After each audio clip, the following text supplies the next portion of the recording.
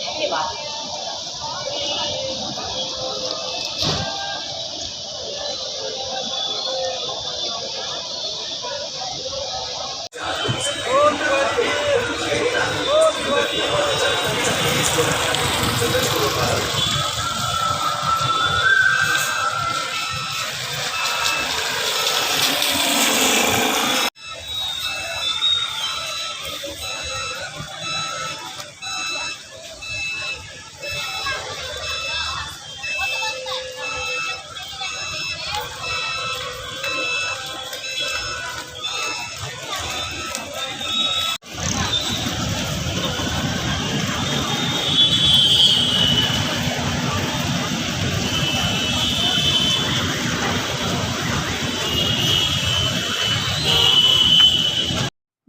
या योजनेविषयी जर बोलायचं झालं तर प्रवाशाने जर आगाऊ आरक्षण केले तर त्या आगाऊ आरक्षणाच्या पूर्ण तिकीटधारी प्रवाशांना प्रवास भाड्यामध्ये 15% सूट आपल्याला मिळणार आहे।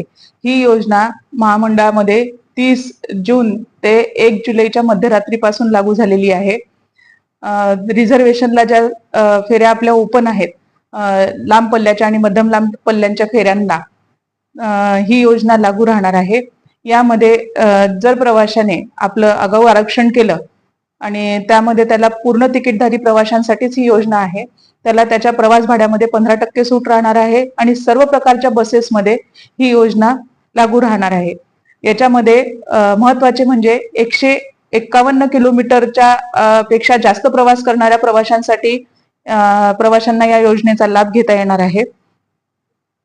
याचा मुख्य उद्देश म्हणजे कमी गर्दीचा हंगाम जेव्हा राहतो त्या हंगामामध्ये आपली प्रवासी आपल्याला जुळल्या गेले पाहिजे आणि प्रवासी संख्येमध्ये जास्तीत जास्त वाढ होण्याच्या उद्देशाने ही योजना महामंडळामध्ये लागू करण्यात आलेली आहे।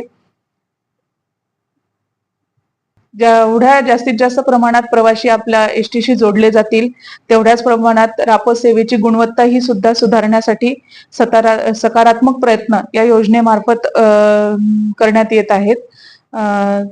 तरी माझं सर्व प्रवाशांना ही विनंती राहणार आहे की या योजनेचा जास्तीत जास्त लाभ घेऊन 15% प्रवास भाड्यामध्ये सूट घ्यावी आणि नुसतं